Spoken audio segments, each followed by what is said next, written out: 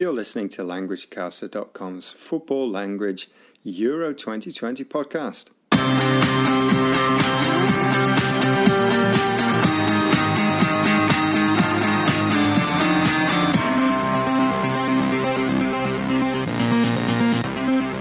Hi there everyone, my name's Damon, one half of the languagecaster team. How are things with you?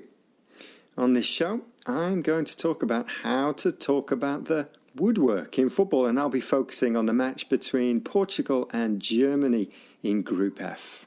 Du lyssnar på languagecaster.com. Yes, you are listening to Languagecaster, and that message was in Swedish. So, day 9 and the match between Portugal and Germany. What a game. I hope you had a chance to watch it. 6 goals and a game full of incidents. There were a brace or 2 own goals by Portugal in the space of 5 minutes, a goal chalked off, which means disallowed, stunning counter-attacks and exciting play in the box, especially by Germany.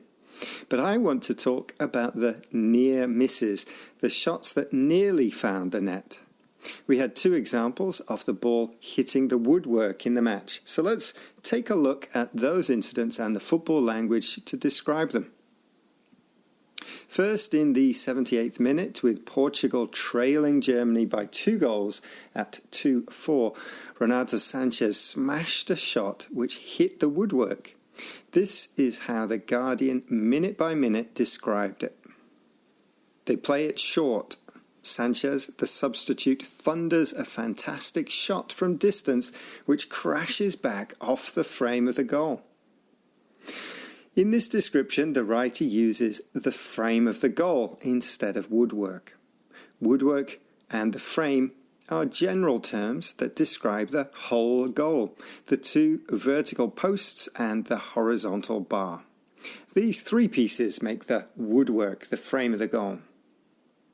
When describing the ball hitting the woodwork, we can use the verb to hit the frame, to hit the woodwork. In the example from The Guardian, we have to crash. You could say the shot crashed against the woodwork or crashed back off the post, for example. Smash could be used instead of crash with the same meaning, a hard shot against the woodwork. So, Sanchez's shot crashed back off the frame of the goal.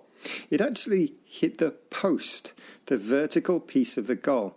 So if we want to make the description clear, we could say the shot crashed back off the post. One more option would be the upright. Okay, let's look at the second example, which was an attempt by Goretzka from outside the box. A shot that just touched the woodwork as it flew over the goal. Here again is The Guardian minute by minute. Goretzka bears down on the Portuguese goal on the counter-attack and cracks a right-footed shot from a central position which flies just over, kissing the crossbar as it flashes by. Goretzka's shot is different to Sanchez's as it only just touched the woodwork. The writer uses the verb to kiss to describe this light touch.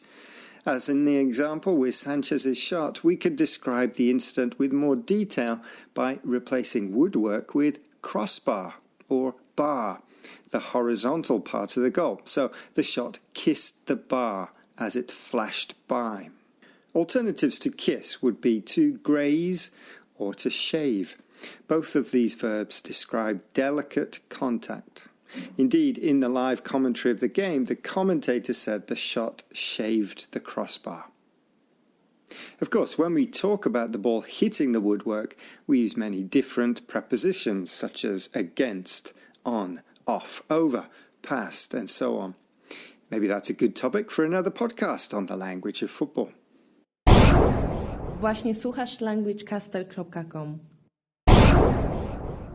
Yes, you are listening to languagecaster.com, and that message was in Polish. Right. Today, we talked about ways to describe the different parts of the goal. The woodwork, the frame, the upright, the post, the crossbar. We also looked at verbs to describe the shots that hit the woodwork. hit, smash, crash, kiss, graze, shave.